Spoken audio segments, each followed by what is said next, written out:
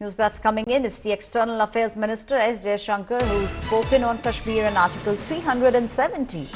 S. Jaishankar said India will take back the stolen part of Kashmir from Pakistan.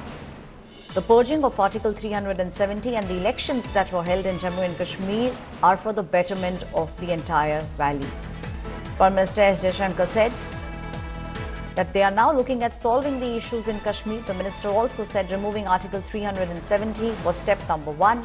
They are now making sure that there is economic growth and there is social justice in Jammu and Kashmir, and that's step number two.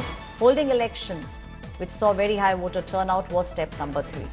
The part that we are now all waiting to see is the return of the stolen part of Kashmir, which is being held illegally by Pakistan. When that is done, I assure you, Kashmir will be solved once and for all. A big statement coming in from External Affairs Minister S. Jaishankar. My colleague Jaishankar is now joining me on the story. Listen into what the External Affairs Minister said. Well, look, on Kashmir, actually we have done, I think, a good job solving most of it. I think removing Article 370 was step number one. Then restoring growth and economic activity and social justice in Kashmir was step number two. Holding elections, which were done with a very high turnout, was step number three.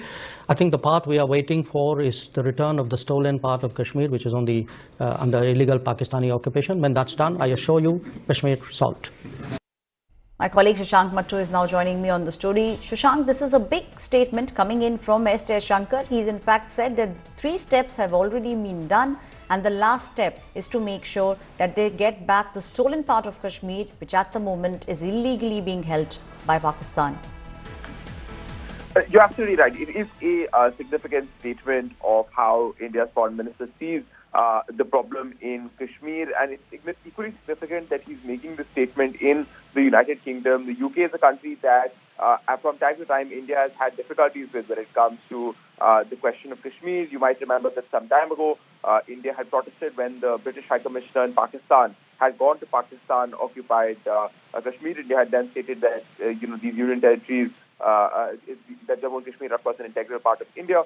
And also in British Parliament, there have been time and again questions raised about the status of Kashmir and human rights in Kashmir. There are brought up time and time again. In fact, even as Dr. Jaishankar was speaking, there was a debate in the House of Commons about Kashmir. So him publicly stating his position on the issue of Kashmir, he asked questions about not just what India has done in Kashmir in the past, including holding elections, but also on the critical question of human rights, which is a question he was asked even in this session at Chatham House. He said that he does not believe that there is any systematic human rights problem in Kashmir, and India deals with these situations as they come up. These are publicly aimed statements because of some of the public situations that India has had to face in the UK specifically when it comes to the Kashmir issue.